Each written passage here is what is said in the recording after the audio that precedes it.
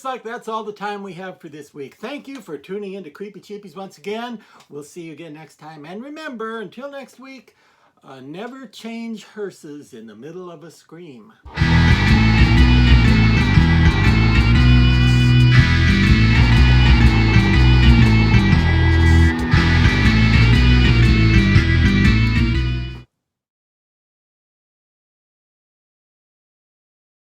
Hello and welcome once again to Creepy Cheapies, where we look at the best in usually commercially produced masks. I hope things have been well with you in the past week. And I almost forgot.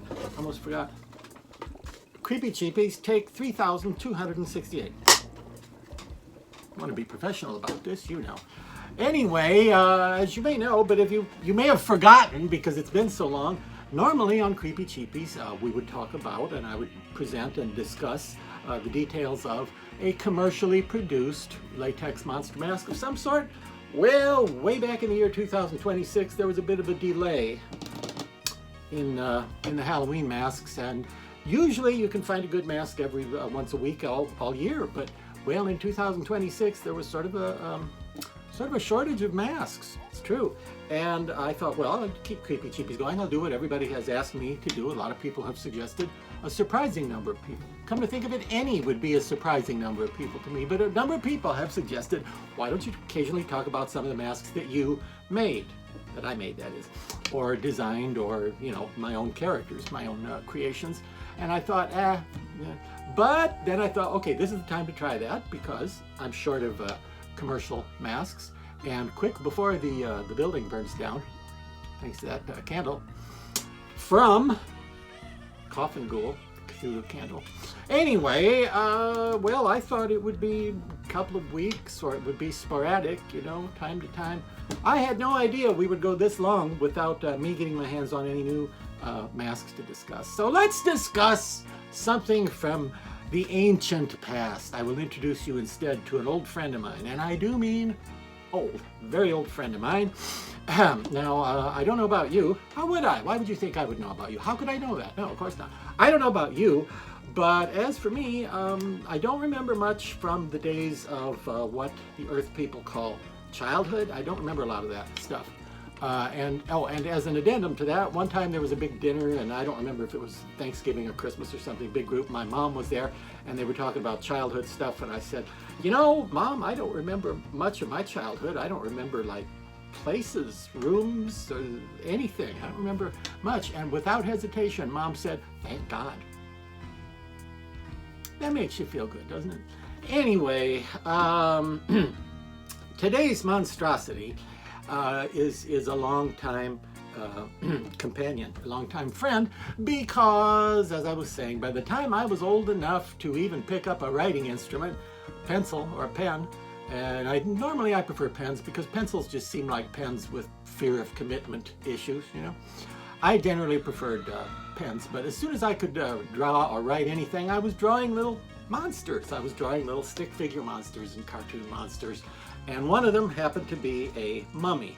Now, I don't remember everything about how I first started drawing and working on with this mummy as a character, but I believe, now this is kind of guesswork. I'm thinking logically this is probably, I know that when I was very small, I had some monster books already before I had a chance to see a lot of the movies, because back then you couldn't have streaming and just watch whatever you wanted whenever you wanted to watch it. You had to wait until it was on late at night some night and hope that a parent or guardian would wake you up so that you could see the scary movies. So I had some monster books, and I had seen some little bit of monster stuff, and was already kind of monstrificated. And I remember knowing and thinking that the mummy from the classic Universal movies, specifically the Lon Chaney mummy, which is the left-handed one with the one, you remember that? Yeah. That was the scariest monster to me. That was the creepiest, scariest monster of all the classic monsters. And I think maybe I was inspired by a picture. And again, I don't really remember. I think this is what happened. I think it was inspired by a picture of the mummy from a movie called Abbott and Costello Meet. What was the rest of that title? They had such long titles back then. Abbott and Costello meet Jekyll and Hyde. Abbott and Costello meet the Invisible Man. Abbott and Costello meet Abel Ferrara as the Driller Killer. Yeah. Well, you can Goozle that later and find it out for yourself. But it was one of those old movies, and years before I'd seen the movie, I had some monster book that had a picture of him, and I liked that mummy. For one thing, his head was wrapped. Instead of looking like a zombie face like the mummy usually looks, he looked like a mummy because he's had wrappings around him.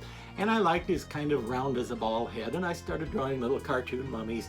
And if you had asked me, until recently, if you had asked me, when did I start drawing cartoons of the mummy character, I would have told you, maybe I was like 10 or 12 years old. I don't know.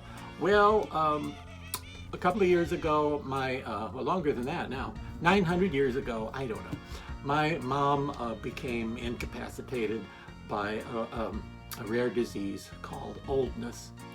And it was just awful. She lost her house and had to be put into a nursing prison in the last period of her life. But hey, Mom was the beloved lunch lady in this area for 40 years. 40 years, retired at age 80, by the way.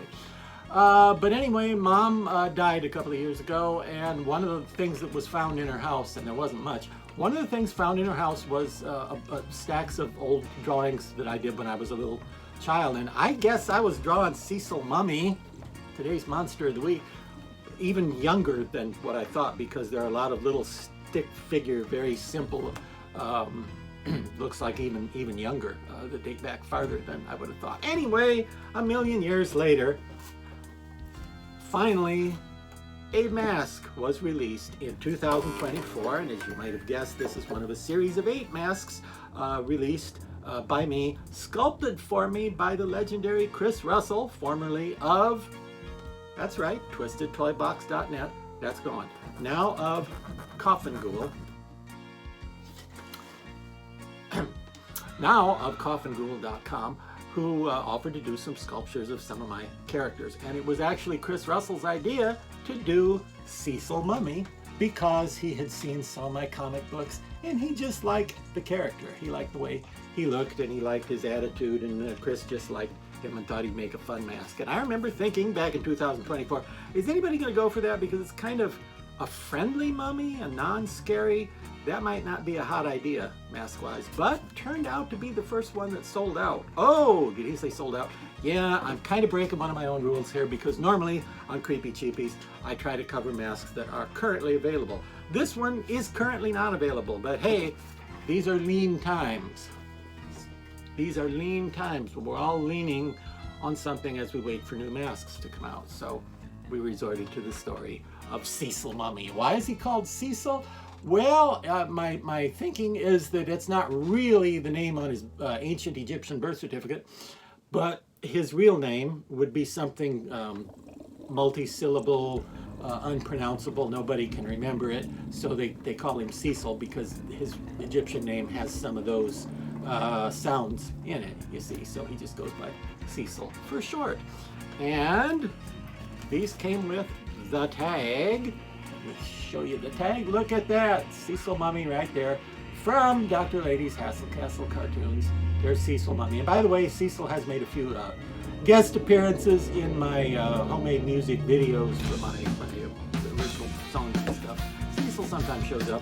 He's kind of probably the closest thing to an audience identification figure there is in Hassle Castle. Did I mention that my comic books are Hassle Castle? That's the name of it. Yeah, and he's the mummy there. But the mummy's character is not really all that strange. Apart from his unusual appearance, he's not a bad guy, you know? And I don't know, but maybe that's because I found the mummy, the Lon Chaney mummy, especially scary when I was little, and maybe I thought it would be cool to have a mummy who was not scary. But, and yeah, Cecil has been told by lots of people that they copied his design when they made up Jack Skellington, that they ripped Jack Skellington off of. But Cecil doesn't think so. He doesn't hold a grudge against anybody much, does he? No. What? Okay, he doesn't much like Goozle, but he doesn't, he's all right with it. Anyway, his eyes are painted as an added cheap thrill on every mask. I painted his eyes with fluorescent neon paint so that in the dark the eyes really pop, really stand out. And you probably can't see it, but down at the bottom of his big eye sockets, there are little pieces of that black mesh net fabric, kind of like they use in the Scream ghost face masks. Hello, Ghostface. Yes, yes, we know. I mentioned you again, yes. But this is Chris Russell's sculpture based on the drawings in my comic books of Hassel Castle of Cecil Mummy, right there. And this premiered at MASKFest 2024, which happened to be MASKFest the 13th, along with the other 7 of the 8 masks that were things that we premiered there. Cecil was the first one to sell out, and I was kind of surprised. It got a lot of attention, and everybody liked it and pointed to it and smiled and chuckled. And I thought maybe people are going to think I'm an idiot for having a mask of a mummy that's not scary, because normally you want mummies to be scary. But no, people actually really liked it, and maybe because it's kid friendly, you know, you could not terrify the kids too bad if you had a haunted event going on where you didn't want to really scare the living daylights or even the dead daylights out of the humans. You could use something like Cecil. Now, I don't have a mold on Cecil at the moment, but I do have a master, which is an unpainted, bigger copy that I could make an additional mold on if I ever wanted to make another run of Cecil's. But I would want to do something a little different to differentiate them from the initial MASKFest run, which was only 13 copies. We made exactly 13 Cecils. Well, no, that's not true. We made 14 because I kept one. Anyway, there he is. And what do you think? As you can see, he's blue. I don't know why when I was a small child I decided that my funny mummy should be blue.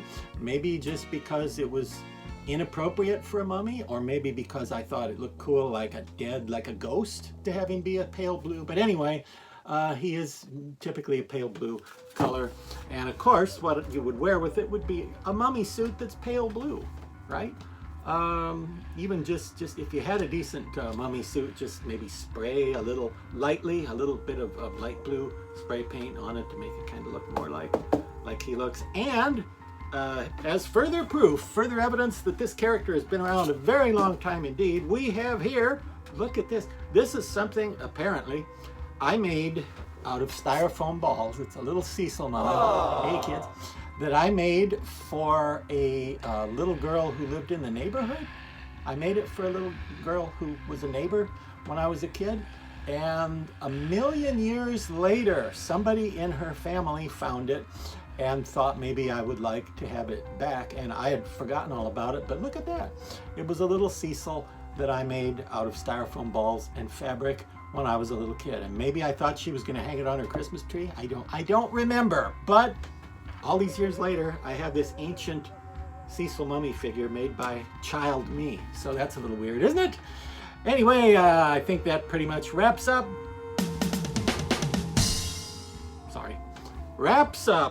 the tale of Cecil the Mummy, and that wraps up Creepy Cheapies for this week. Someday, if we all stay on Earth long enough, maybe there will be some commercial masks for me to talk about again, rather than just all this stuff that came from myself and Chris Russell and etc. But for the moment, you're going to have to make do with Cecil Mummy this week. And tell me, if I do another edition of these, like another 13 or whatever, what could I do you think, differently to differentiate it from the MASKFest run of 13? Different color? Or would that be too different, changing the character, or would that be cool? I don't know. Let me know in the comments. And until next time, remember, oh, we're out of time? Sorry.